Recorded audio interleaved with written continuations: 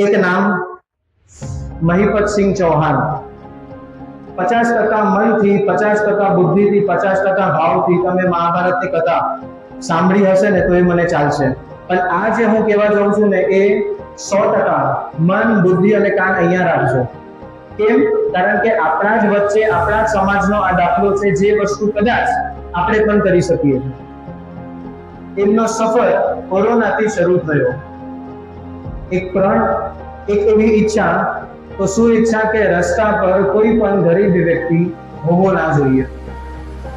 એના સાથે સાથે મારા એટલીસ્ટ કમસે કમ મારા આજુબાજુના વિસ્તારોમાં જે પણ ગામ છે એ ગામોમાં એક પણ છોકરો, એક પણ બાળક અશિક્ષિત ના હોવો જોઈએ. એના માટે થઈને એક પ્રયત્ન ચાલુ કર્યો. હવે બન્યું એવું કે પ્રયત્નોમાં 4-4.5 વર્ષ પહેલા કોરોના જે પત્યું એના પછી એકાદ મહિનો થયો હશે, એમના ત્યાં 8 બાળકો આવ્યા. હવે આવ્યા કેવી રીતના? ક્યાંયથી આવ્યા નહીં, આમ જતા જતા કોઈક એક બાળક ગરીબ લાગ્યું તો એને આશ્રય આપી દીધો કે ભાઈ તું મારા પાસે આવી. કોઈક જોયું ગરીબ બાળક, એને ભણવું છે, હાલ તું મારા સાથે આવી જા, ભણી લે. એવી રીતના પહેલા 8 બાળકોને લીધા, 100 બાળકોને લીધા, 150 ને લીધા, 350 ને લીધા, 500 ને લીધા, 800 ને લીધા, અને એ વ્યક્તિ આજે 1500 બાળકોનો પિતા બન્યો છે. પિતા તો ઠીક, પણ મારે પુત્ર રૂપથી મેં કઈ સેવા આપી?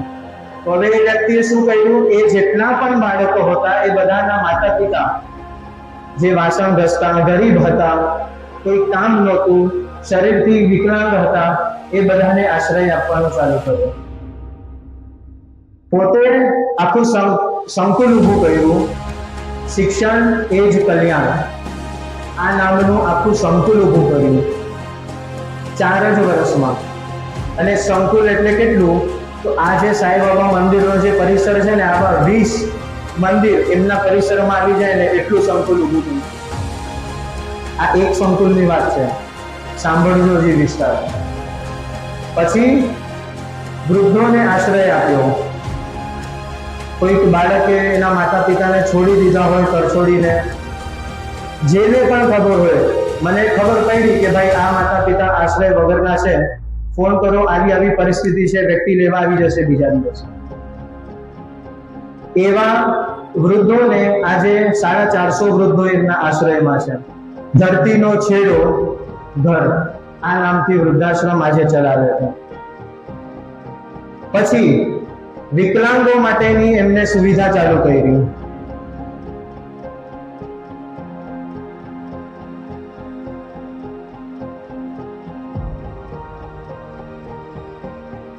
એના પછી એક પાઠશાળા બનાવી. સાંભળજો આ બધી વસ્તુઓ,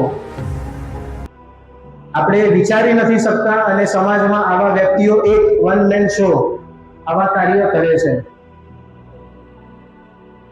પાઠશાળા બનાવી, પાઠશાળાનું નામ આપ્યું મહિપતસિંહ કી પાઠશાળા. પાઠશાળા એટલે ખાલી બાળકો માટે નહીં, વૃદ્ધો માટે પણ, અમારા જેવા વ્યક્તિઓ માટે પણ, કોઈ પણ આયુની મર્યાદા નહીં. કોઈ પણ વ્યક્તિ આવી શકે અને કોઈ પણ ભણી શકે. તો શું ભણી શકે?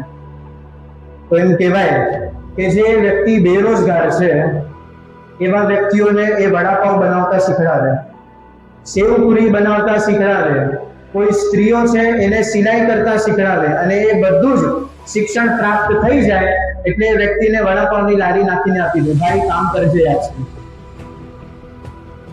અને એ ગામના આજુબાજુના ગામોમાં ગવર્મેન્ટ સ્કૂલ જે કોરોના પહેલા સાવ સડી ગઈ હતી, બંધ થઈ ગઈ હતી, આ જે 1500 છોકરાઓ હતા એ 1500 છોકરાઓને આ 4 ગવર્મેન્ટ સ્કૂલોમાં વેચી દીધા. પાછી ગવર્મેન્ટ સ્કૂલ ચાલુ કર્યું અને બધા છોકરાઓને શિક્ષણ એ વ્યક્તિએ અહીંયા પ્રદાન કર્યું છે. અને શિક્ષણ એટલે કોઈ પણ ધોરણ, પહેલીથી લઈને એ છોકરાને, એ બાળકને જ્યાં સુધી ભણવું હોય ત્યાં સુધી. હાલમાં હમણાં જ હું એમની મુલાકાત લઈને આવ્યો છું. તમે માનશો નહીં, તમે તમારા બાળકોની ફીસ કેટલી ભરતા હશો? લાખ? એનાથી વધારે તો નહીં. આ વ્યક્તિ 20 બાળકોને લોન ભણાવવા માટે 14 લાખ રૂપિયા ભરવાનો છે.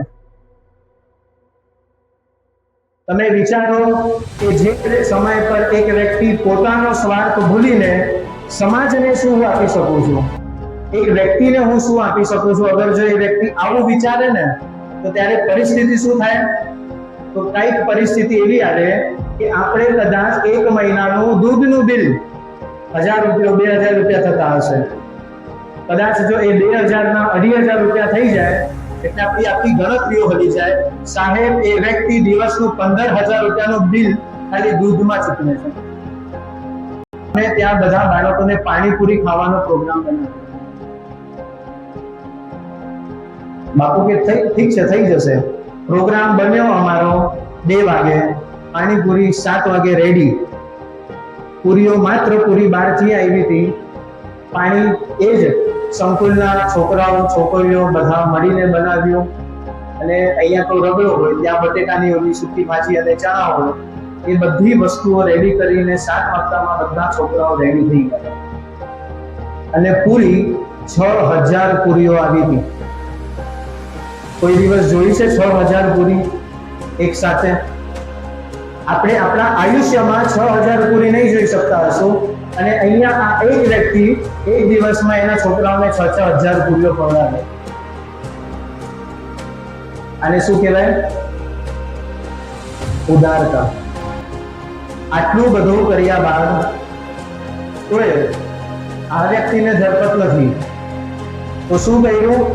હજી 2000 છોકરાઓ રહે, જમે, પોષિત થાય, ભણે, આ બધું જ એક જ જગ્યા પર થઈ જાય એના માટે થઈને હજી 2000 બાળકો રહી શકે સારી રીતે, એવી આખું એક નવું બીજું સંકુલ ઊભું કર્યું છે. અને એ સંકુલ, એ કોમ્પ્લેક્સ કેટલું વિસ્તારમાં હશે ખ્યાલ છે? આપણા આખા સાંઈબાબા નગર એમાં આવી જાય. આ આખું સાંઈબાબા નગર એમાં આવી જાય એટલું મોટું સંકુલ આ એક વ્યક્તિ ઊભું કર્યું છે. આ કોની શક્તિ? શું લાગે છે તમને? આ એ સંકલ્પની શક્તિ, જે સંકલ્પ આપણે ભૂલી જઈએ છીએ, અને એ સંકલ્પ માત્ર એટલો છે કે બીજાના માટે કંઈક કરવું, બીજાને આપણે સુખી રાખી શકીએ, ને એ જ મોટું સુખ છે. આટલું બધું હોવા છતાં પણ તમે માનશો નહીં, તમને વિશ્વાસ થાય કે ના થાય, કહેવાનો ફરજ મારો કે એ વ્યક્તિ પોતાના ગામમાં પોતાનું ઘર હતું, એ પોતાનું ઘર બંધ કરીને તાળું મારીને પોતાના આખા પરિવાર સાથે 2 સંતાન અને એમની પત્ની આ પરિવાર સાથે વૃદ્ધાશ્રમમાં રહે છે.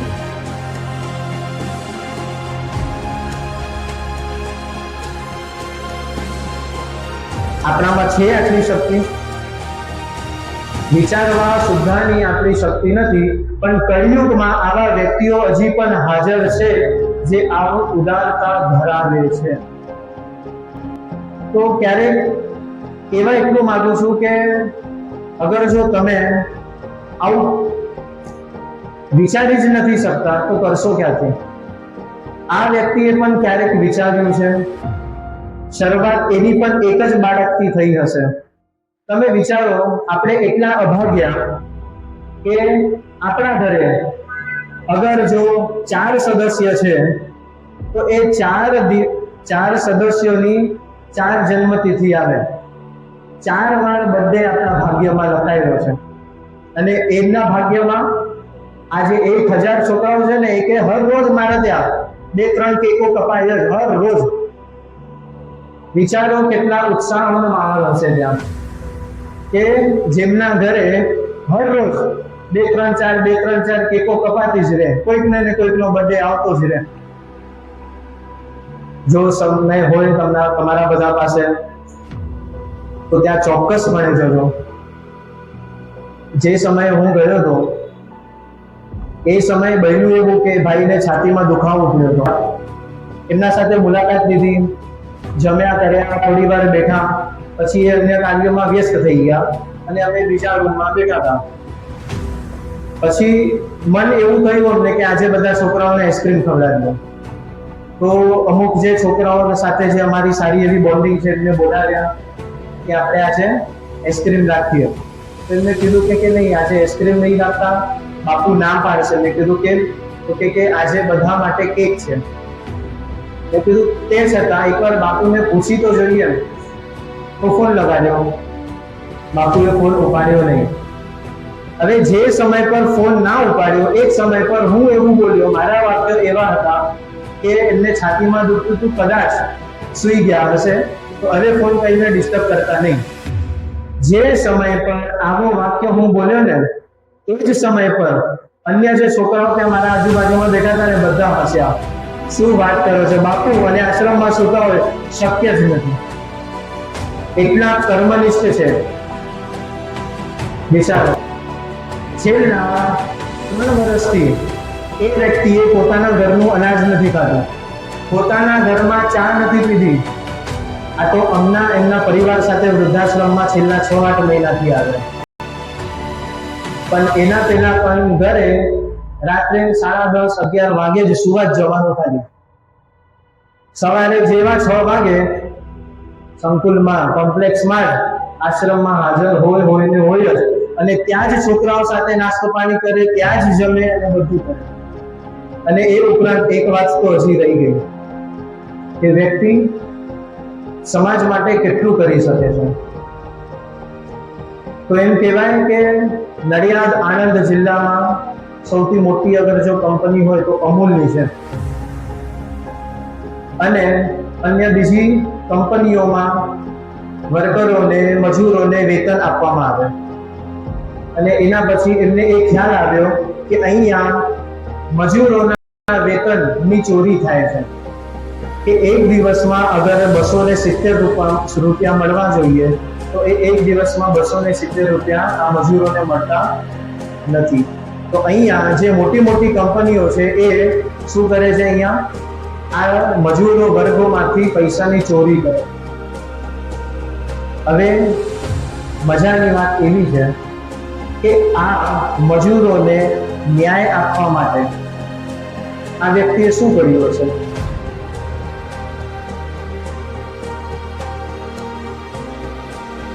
આ મજૂરોને ન્યાય મળે, એ ન્યાય વિના મૂલ્ય હોય, મફત મળે, એના માટે થઈને આ વ્યક્તિ પોતે LLB નું ભણ્યો અને પોતે લોયર બન્યા. અને લોયર બન્યા પછી આ બધાનો કેસ આપ્યો. તમે વિચારો તો કેટલાનો બાપ બનીને બેઠો છે, કેટલાનું સંતાન બનીને બેઠો છે. આશીર્વાદ નહીં મળે? આ વ્યક્તિ આખી દુનિયા હલાવી શકે છે. આખી જિંદગી આપણે કમાયા, આખી જિંદગી આપણા બાપાઓ કમાયા, એમના બાપાઓ કમાયા. આજે આપણે કેટલા રૂમમાં રહીએ છીએ? 1000 સ્ક્વેર ફીટમાં, 800 સ્ક્વેર ફીટમાં. ક્યારે? જ્યારે આપણે આપણા માટે કમાઈને ભેગું કર્યું, ત્યારે જઈને માંડ આપણે 1000 સ્ક્વેર ફીટમાં રહીએ છીએ.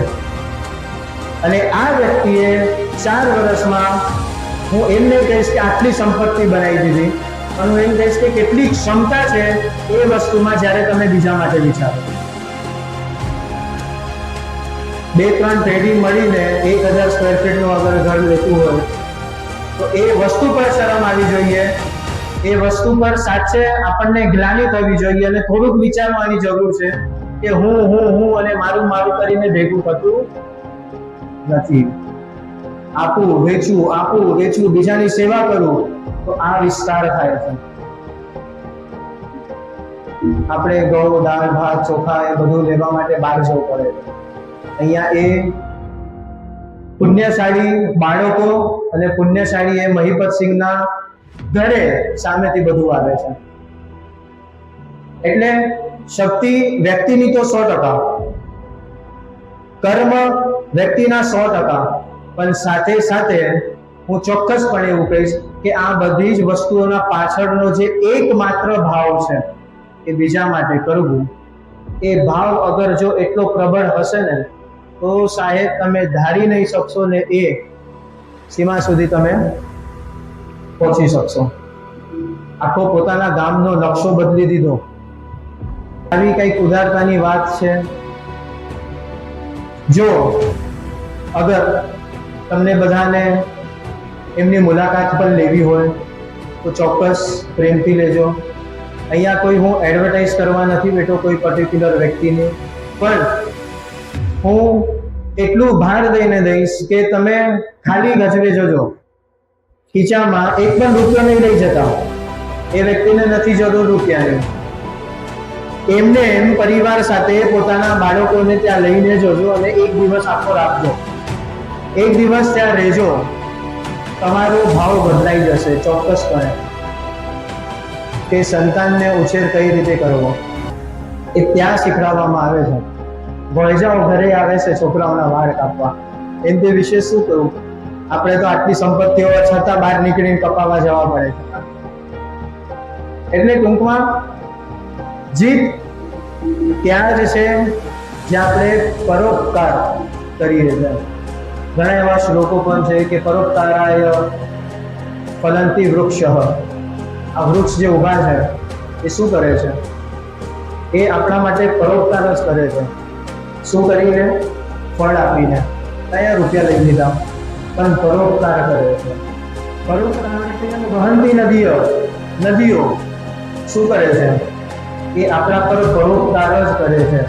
એ જ પ્રમાણે આપણે આ મનુષ્ય દેહ જે આપણને મળ્યો છે એ એક જ વસ્તુ માટે મળ્યો છે. આપણે એવું વિચારીએ છીએ કે એ આપણા માટે મળ્યો છે, ત્યાં સાવ વાત ખોટી છે. કોઈ પણ ધર્મશાસ્ત્ર ખોલીને જોવો, કોઈ પણ પુરાણો ખોલીને જોવો, એક જ વસ્તુ મળશે કે આ મનુષ્ય દેહ કોના માટે મળ્યો? તો બીજા માટે મળ્યો. આપણને કાયમી બીજાનું જ પોષણ કરવાનું છે. કોઈ એક સમય એવું બતાવો કે તમે તમારા જાત માટે પોષણ કરીને તૃપ્તિનો અનુભવ કર્યો હોય. તમે 50,000 ની સાડી લો, પોતે પહેરો અને 500 રૂપિયાનો એક ડ્રેસ છોકરાને લઈ આપો અને એ પહેરશે. આનંદ વધારે 500 માં હશે, 50,000 માં નહીં મળે. કેમ? કારણ કે તમે બીજા માટે કંઈ કર્યું. એક જ વસ્તુ, અનુરોધ, વિનંતી, આદેશ જે ગણવો હોય કે બીજા માટે અગર જો જીવતા શીખશો તો તમારું જીવન કેવાશે. બાકી તો આપણને બધાને ખબર જ છે. આજના સત્રને વિરામ આપવા પહેલા એક જ વસ્તુ તમને બધાને કહેવા માંગુ અને એડ્રેસ આપી દો. અગર જો તમને કદાચ જો જવાનું મન થાય તો નડિયાદ સૌથી ટૂંકું સ્ટેશન છે. બહીપતસિંહ પાસે જવાનું સૌથી નજદીકનું સ્ટેશન. નડિયાદ ઉતરીને ખેડા જિલ્લો, વસોડ તાલુકા અને ગામ લવાડ. સાવ નાનકડું એવું ગામ છે અને આ નાનકડા એવા ગામમાં આ આખું મોટું સંકુલ છે જે આપ સૌ ચોક્કસ ક્યારેક તો જજો. નંબર પણ તમને બધાને અહીંથી કહીને રાખું, જેને લખવા લખી દો, ના લખવો હોય તો વિડીયોમાં આવી જશે, પછી પાછળથી જોઈ લેજો. તો નંબર એમનો છે 8768880888. આ એનો નંબર છે. તો ક્યારેક મન થાય તો રૂપિયો આપીને પોતાના સંપત્તિને ચોખ્ખી કરી દેજો.